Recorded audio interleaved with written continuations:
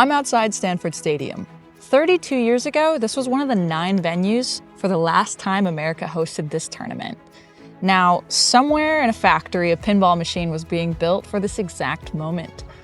This is the story of the game built and why it matters now.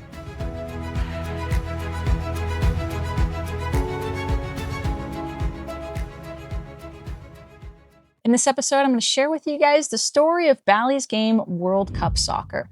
Now, this game came out in February of 1994, just a few months in preparation before the '94 World Cup. Major League Soccer wasn't established here yet. Bally was making a game for a sport America didn't yet care about. Let me explain. Back in 1988, when FIFA awarded the US the ability to host the World Cup, it was on the promise that we were going to establish a Division I professional soccer league. Now, the US did this, and I guess it started in 1993, but they didn't play their first matches until 1996, which is like 2 years after the Cup. All right, now that I've shared some fun facts about the World Cup, let's go ahead and talk about the game. This pinball machine was designed by Larry DeMar and John Popadiuk. Now, Larry DeMar had worked on several pinball machines before this one. You might recognize his work from games such as Addams Family, Twilight Zone, Bonsai Run, Funhouse. Those are some of the games that he had underneath his belt before this one. However, John Popadiuk had not yet made a game. This was not only America's debut for hosting the World Cup, but this was also John Popadiuk's debut game. And after this game, he worked on titles you might recognize such as Theater of Magic, Tales of the Arabian Nights, and Circus Voltaire, which I think is kind of crazy because Circus Voltaire and Tales of the Arabian Nights are both getting remakes. As I was doing my research about this game and the designers, I actually saw they released a promo video for the game, and it included Larry DeMar in the video. I mean, as you can see from this clip, you can see what it was like designing a pinball machine in 1994. Another person that contributed to this game through the artwork was Kevin O'Connor. Now, Kevin O'Connor has done the art on numerous games such as Flintstones, Dirty Harry, Congo, the list goes on and on. Kevin O'Connor actually still does artwork for games. I saw that he was credited on King Kong, which was a recent release through Stern. Now that I've shared with you some of the team that worked on the game, let's go ahead and talk about what's in it. The game features a spinning ball, a moving goalie, and pinball's first magnet ball lock.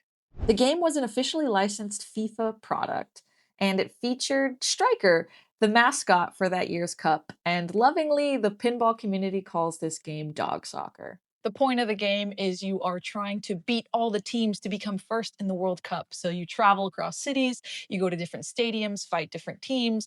I believe there are 15 different matches, with the last match being against Germany because they were the winners of the World Cup in 1990. The game had a replayability where you could actually pay to play for longer. So let's say you got to a certain point in the game and you lost, you could put a few more quarters in and keep your progress. Ooh. Fun fact, the game was actually originally intended to be a wide body, and they also originally intended to put a second screen where the goalie is and have like another display. However, with budget reasons, they had to like make the game smaller and take that out. Along with the color on this game, they were gonna do it with grass green, but green and pinball have like a hard life together. I don't know what it is. So they went with more of a teal green, which is why I actually thought the games were just faded because of how old they are. But then learning that this was the actual intended color, that was pretty fun. Honestly, this game is so much fun. It just plays so well, even for being 32 years old, which goes into my next topic as to why this game still matters. 8,743 units. Most games from this era made maybe 3,000 to 5,000 units if a game went well. Bally produced almost 9,000 of these for a country that didn't have a professional soccer league yet. This was 1994. And 3.5 million people showed up to that World Cup. And that record still stands as one of the highest attended World Cups in history. This machine is a time capsule for when America started showing up for soccer. Bally caught that moment right as it was happening, before anyone knew what it meant. The World Cup is the reason it got made, but it's not the reason it's still here.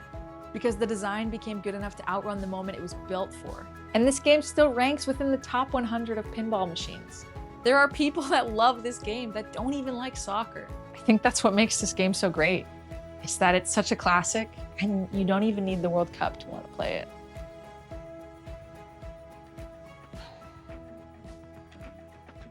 Now, before I dive into sharing the things about this game with you, wow, that was a lot. The game features a spinning ball. Oh God, I gotta get this take. Ooh, some other fun. I also thought it'd be kind of fun to research the '94 World Cup because I was not yet born, and I figured give myself a little history lesson. A spinning ball. Oh shit. Just shy a few months of the '94 Winter Olympics. I was born here, but my father is from Sweden and my mother is from Brazil. So during the World Cup, I get to cheer for 3 teams. I had this video planned for a while. I'm just late, but it helps. It helps when the World Cup's happening because that's kind of like why I made this video. But like, don't like think too much into it. I didn't think too much into it.